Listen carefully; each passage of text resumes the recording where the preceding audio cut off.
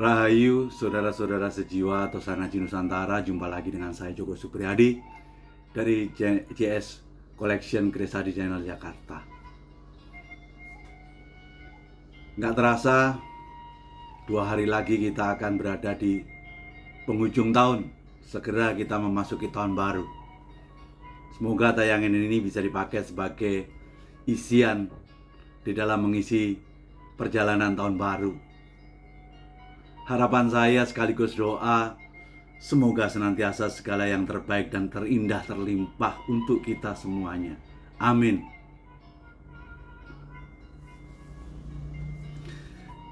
Hari ini kita berada pada tayangan 164, yaitu saya ambil tema tentang aspek atau kriteria lahiriah Tosanaji. Pada kesempatan ini saya akan review 2 pusoko personal saya, yaitu nomor 6106 dan nomor 4321, dan saya review 3 yang lainnya, yaitu nomor 8060, 7925 sekaligus 8068. Seperti kita telah bahas pada tayangan 163 kemarin, kita bisa memahami tentang aspek emosi di dalam melihat Tosanaji, yaitu dari gregetnya, dari gebiarnya, dari wingitnya, dari guoyo serta wibowonya. Sehingga dari sisi aspek emosional tadi, kita akan jadi mengetahui kenapa kadang orang melihat keris itu bisa berdecak kagum, ada yang sampai ekspresif, wow, luar biasa, mantap, ada yang cukup mesem tapi mantap dan lain sebagainya melihatnya. Itu tidak lain tidak bukan merupakan suatu ekspresi emosi kita. Makanya di 163 kita akan dapatkan pemahaman tentang bagaimana dari aspek greget dulu, kemudian gebiar, dari aspek wingitnya Tosanaji serta guoyo, dan ditutup dengan aspek tertinggi wibowo dari Tosanaji. Kita bisa mengetahui tentang aspek emosi dari Tosanaji. Nah, kali ini kita bicara tentang aspek lahiriah Tosanaji. Sebenarnya banyak orang telah membahas ini, namun izinkan saya membahas dari apa yang saya baca dari buku Bapak Haryono Guritno dalam tulisan buku Keris Jawa Antara Mistik dan Nalar. Kenapa saya anggap beliau adalah panutan guru Tosanaji Nusantara? Karena setahu saya beliau berguru pada Pangeran Hadiwijoyo, yaitu putra dalam PB 10, sekaligus pengarang buku Dapur. Kita tahu bahwa keris tersinengkerkan, bahkan kalaupun terbabar lebih luas di kalangan keraton saja, menurut saya Pangeran Hadiwijoyo adalah orang yang pertama membuka suatu tabir, seolah-olah sudah tidak lagi menjadi semacam suatu monopoli daripada keraton. Akhirnya dia buka seluas-luasnya ke seluruhnya, sehingga kita mendapatkan suatu pemahaman sampai hari ini. Dan salah satu muridnya di samping Gotik Swan, yaitu Bapak Haryono Guritno. Barangkali untuk teman-teman yang masih junior, yang belum tahu ceritanya seperti itu. Bagi yang senior pasti jauh lebih paham daripada saya.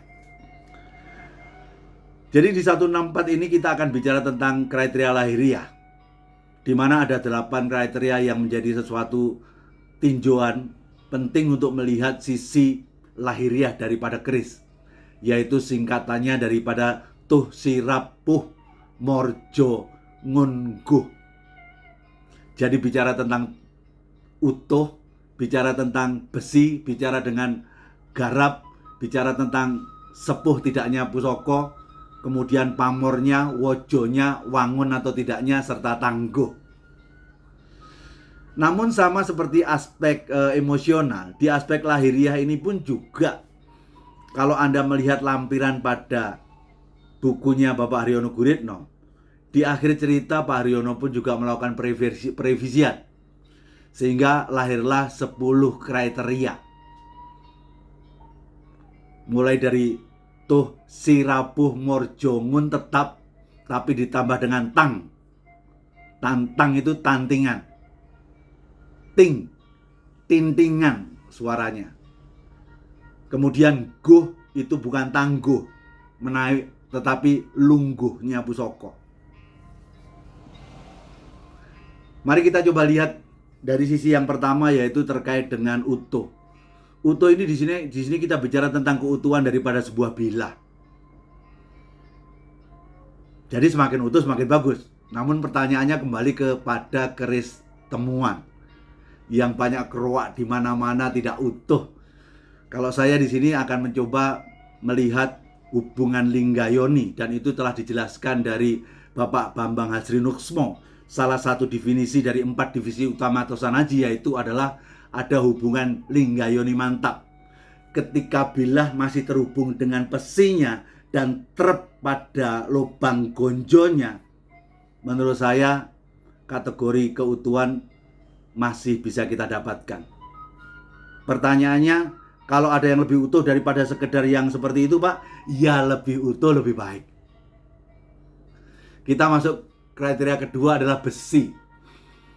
Besi ya, tentang kualitas besinya. Kalau bicara kualitas besi, mari kita coba untuk teman-teman yang masih baru. Kalau saya ngomong besi itu adalah besi tapian, bukan yang di pinggir, itu aten, tapi yang di tengah. Itulah yang kita sebut dengan besi, atau kita sebut dengan besi tapian. Pada besi ini spektrumnya sangat luas sekali. Kebanyakan orang mempelajari tentang besi hanya dari sisi aspek tampilannya. Mungkin berserat, ada yang ngelencong, ada yang dodol, ada besi hurap keperakan, besi keemasan. Itulah tampilan daripada kualitas besi. Namun, bicara tentang besi, di situ juga kita harus belajar tentang jenis besi. Apakah itu terkategori karangkijang atau purosani dan lain sebagainya. Lah, tentang jenis besi, saya pun harus jujur mengakui, saya pun juga tidak ahli dari jenis besi itu. Saya pun juga masih terus belajar untuk menyempurnakan yang belum sempurna pada diri saya. Dan saya sadar, tidak pernah ada manusia yang sempurna.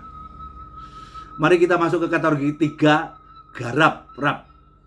Garap itu lebih ke arah keindahan rancang bangun dari sebuah bilah. Kalau rancang bangunnya mantap, berarti garapnya jos. Kita masuk ke 4, sepuh. Tentunya ketika kita memandang sebagai benda itu sebagai pusaka atau sebagai ajimat, tentunya sepuh itu menjadi suatu hal yang penting. Kalau ingin mengetahui ciri sesuatu Tosanaji sepuh, lihat tayangan 7 saya. Buat saya gradasi warna pada bilah itu menjadi sesuatu hal yang penting untuk kita pakai untuk mengukur kesepuhan daripada keris, di samping daripada aspek besinya harus lipatan dan ada korosi di sana sini. Kemudian kita bicara tentang masalah kelima, yaitu pamor. Pamor di sini bicara tentang kualitas pamor ya. Jadi kalau kita bicara tentang kualitas pamor di sini penting untuk kita tahu bahwa kualitas pamor itu lebih utama ketimbang polanya. Dari kualitas pamornya lebih didahulukan, baru syukur-syukur membentuk pola yang sangat luar biasa. Cuman kalau bicara tentang Tosanaji, jangan pernah lepas satu kata ini, heterogen, heterogenitas. Jadi pada pamor itu harus kita lihat kualitasnya harus heterogen juga. Kalau bisa dalam satu pamor itu ada yang putih mengkilap, kita kenal dengan deling. Ada yang cuma kelabu, ada yang kelabu kehitaman. Sehingga ketika 3 itu berpadu menjadi syahdu kita melihat pamor. Karena kunci daripada Tosanadi adalah heterogenitas. Keenam, kita bicara menyambut wojo. Wojo itu adalah menunjukkan sifat kaku, sifat keras dan tajam dari Tosanaji. Nah inilah yang di pinggir itu kita sebut sebagai besi aten. Jadi sebenarnya di sini menyangkut tentang masalah yang terkait dengan wojo. Ini menjadi akan repot untuk melihat keris-keris di atas Mojopahit, Singosari dan ke atas. Menurut pemahaman saya, definisi perbedaan antara besi dan wojo itu begitu jelas ketika sentuhan barang bangsa Eropa datang ke Indonesia. Sehingga ketika kita ngelihat Tosanaji dengan bilah-bilah Mataram, nampak jelas perbedaan antara besi Aten, besi Tapian, karena definisi tentang baja sudah dipisahkan dari besi. Namun ketika Mojopahit ke atas, itu belum, saudara. Jadi jangan kaget ketika Mojopahit ke atas ratanya satu bilah itu punya warna yang sama, hanya gradasi ada di beberapa bagian. Ya, saya pikir di situ gambarannya yang kita harus paham. Yang ketujuh adalah wangun. Wangun di sini adalah merupakan suatu keserasian anatomi dari Tosanaji.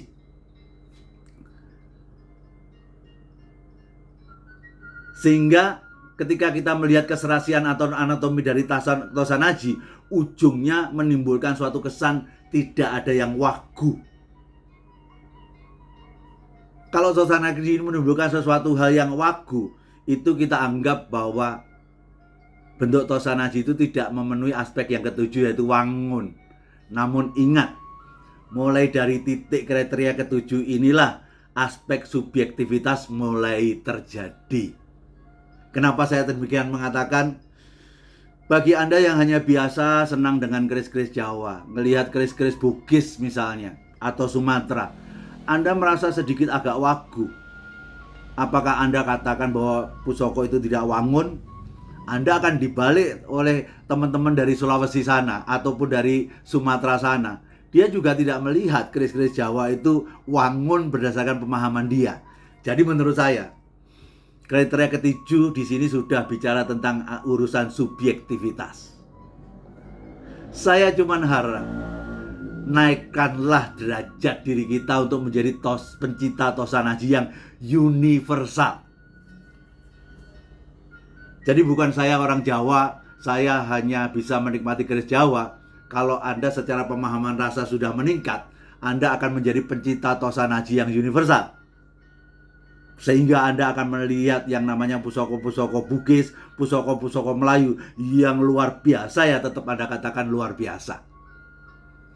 Kita masuk ke 8, yaitu terkait dengan tantingan. Tantingan lebih ke arah observasi fisik secara keseluruhan, termasuk tantingan berat dan ringannya dari Tosanaji. Serta ke-9 bicara tentang tintingan, yaitu bunyi terkait dengan jenis besi. Maaf, tintingan biasanya personal, jangan suka meninting pusakanya orang lain. Mungkin orang itu tidak berkenan. Tintinglah pusaka pribadi Anda. Dan yang ke-10 adalah ngguh. Ngguh bukan tangguh. Ngguh di sini adalah lungguh. Kenapa dalam edisi revisi tangguh itu sudah tidak ada? Karena tangguh sendiri sudah masuk pada pemahaman kepada kriteria kedua, ketiga, 4, 5, 6, dan 7. Di situ sudah terkait dengan tangguh. Sehingga dari aspek lungguh di sini adalah kita lihat keris. Ambil jarak kira-kira 1 lengan. Anda lihat secara seksama. Sampai kemantapan itu Anda lungguh, berarti keris itu mantap. Dan lungguh juga terkait dengan bagaimana keselarasan dari sandangan. Wah, ini Solo dengan pendok Solo, kayu cendono wangi dengan selut yang model Solo juga. Kita melihat secara lungguhnya menjadi mantap. Jadi lungguh bukan berarti kita melolos kerisnya untuk melihat keris secara berdiri, secara rancang bangunnya, tapi juga terkait dengan masalah sandangan. Dari kriteria 1, 2, 3 sampai dengan 10 tadi, apabila Anda sudah menguasai kriteria 1, 2, 3, besi itu dari sisi keutuhan, dari besi, kualitas besinya dan garapnya, itu sudah dianggap cukup memahami aspek lahiriah Tosanaji. Namun, kalau Anda bisa memahami dari 1 sampai dengan 6 sampai ditambahkan dengan aspek tak sepuh atau tidaknya, pamornya seperti apa, dan wojonya mantap atau tidak. Kalau sampai dengan angka 6 kriteria, Anda berarti sudah memasuki kriteria utama. 1, 2, 3 sudah cukup, tapi diutamakan kalau bisa nyampe ke 6. Namun kalau bisa berlanjut sampai ke 10, Anda sangat menguasai dan memahami, itulah Anda bisa dikatakan menjadi sempurna. Dalam review ini, inilah keris personal saya. Tentunya saya tidak akan bahas secara detailnya, langsung kita melihat aja. Kalau melihat dari sisi garapnya, melihat sisi pamornya, dari sisi besinya, dari sisi wojonya, sekaligus dari sisi wangunnya. Karena yang namanya Tangguh Singosari selalu seperti ini. Pamor tritiknya, tantingannya, tintingannya, lungguhnya juga mantap. Inilah menurut saya. Sekali lagi, 1, 2, 3, 4, 5 sampai dengan 6 itu lebih objektif. Tapi ketika 7 ke atas, itu sudah mulai subjektif. Inilah satu pusoko kenapa saya anggap sebagai pusoko personal. Karena menurut saya 10 kriteria itu sudah masuk. Makanya jangan dicari web, karena pusoko personal itu tidak akan ada di website saya. Tapi banyak yang lengkap ada di sana. Hanya yang memenuhi kriteria pribadi yang cocok dengan saya. Kedua, pusoko 4321. Ya, dari rangkanya mantap, gading berukir, Ramayana. Ketika kita coba lihat selut mendak emas, lah, Nogo HB kesayangan saya. Ini juga pusoko personal. Lah, kalau ada pusoko yang sifatnya tidak berpamor, bagaimana kita menilainya? Dari 10 kriteria tadi ya buang aja kriteria yang kelima, yaitu pamor. Sehingga dia hanya dinilai kesempurnaan dari sisi aspek lahiriahnya dari 9 hal saja. Gampang. Kita coba lihat keris yang lebih tua, yaitu ada di website ini, adalah nomor 8060. Rangka Cirebon dengan hiasan ornamen gading yang pada rangka ini. Mungkin kelihatan kurang mantap. Nanti lihat di website kalau ini. Keris panjangnya hampir 44 cm. Besar dan panjang sekali. Semua aspek ini masuk menurut saya. Namun, ini saya upload di FB. Terus terang, keris yang menurut saya luar biasa ini tidak terlalu dilihat biasa oleh teman-teman. Makanya nggak banyak yang upload. Nggak banyak yang nge-like pada tayangan keris Banten ini. Saya tahu keris ini sangat panjang, corok super panjang, tapi kenapa ornamen nogonya cuma sekecil ini? Inilah keris ini kena masalah persepsi, yaitu pada poin ke-7 tentang wangun. Barangkali yang ada di FB melihat tentang pemahaman keris yang ada di Jawa Tengah atau Jawa Timur ataupun Bali, ketika sepanjang ini harusnya nogonya sebesar luar biasa gede. Karena ini kecil seperti ini dianggap tidak wangun. Tapi untuk Tangguh Banten, ya profilnya memang kecil-kecil. Kalau besar-besar larinya ke Jawa Tengah, Jawa Timur, bahkan ke Bali. Sebagai bukti, kalau Anda lihat keris-keris Banten yang gede-gede, yang berkembang kacang, Anda nanti akan kaget bahwa ternyata kembang kacangnya kecil-kecil. Itulah, di sini kita kebentur kepada sesuatu aspek persepsi. Makanya saya selalu menyarankan, marilah kita belajar menjadi pecinta Tosanaji yang universal.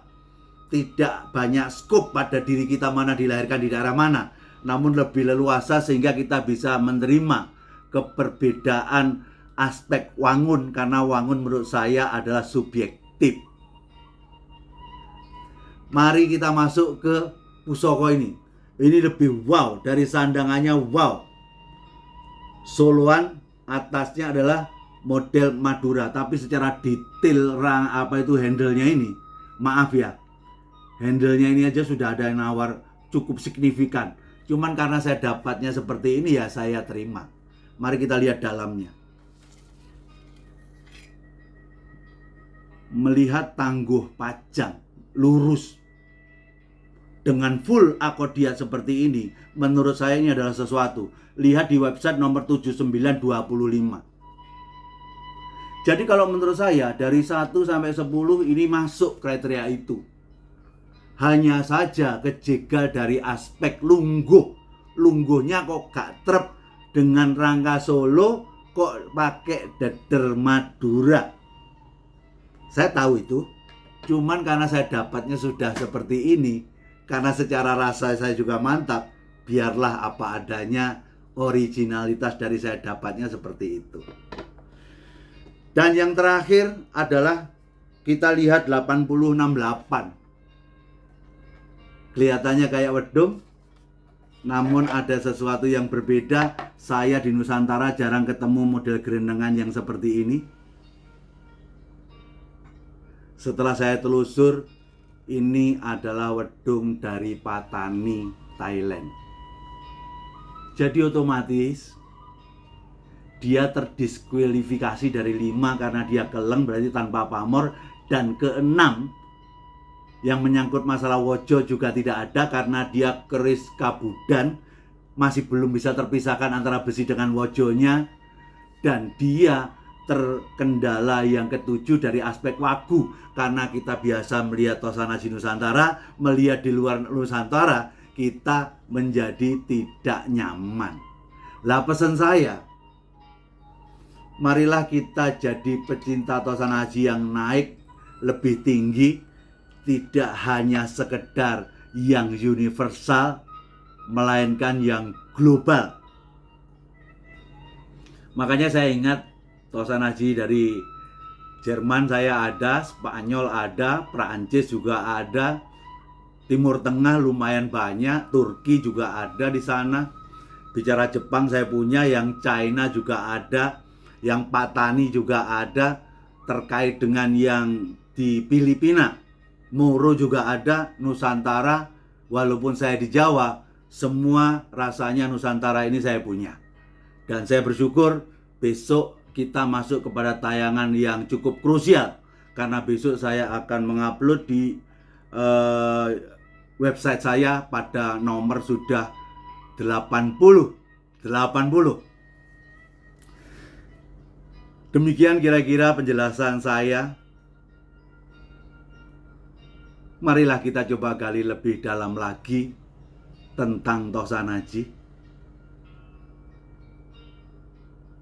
Tosan Aji hanya jangan sekedar dilihat, tapi tolong dibaca maknanya. Tosan Aji jangan hanya sekedar dianalisa, namun juga dirasa. Karena bagi saya Tosan Aji sejatinya permainan olah rasa. Dan Tosan Aji bukan senjata untuk membunuh orang lain selain membunuh diri kita, yaitu pada bagian ego diri. Jadi tujuan berTosan Aji akan untuk menurunkan ego. Jadi kalau Anda belajar Tosan Aji, dalam satu kalimat saya adalah Tosan Aji seputar permainan olah rasa yang membawa ego diri kita semakin turun. Kalau ada 2 aspek tadi yang tidak terpenuhi, berarti ada yang salah dalam kita belajar berTosan Aji. Demikianlah tayangan 164 saya haturkan. Jayalah budaya Tosan Aji Nusantara, pastikan budaya ini menjadi tuan rumah di negeri sendiri. Kalau bukan kita, siapa lagi? Kalau tidak sekarang, kapan lagi? Rahayu, Rahayu, Rahayu Sagung Dumadi. Selamat menempuh tahun baru. Semoga segalanya yang terbaik dan terindah untuk terlimpah untuk kita semuanya. Wedung Kabudan Patani. Nun.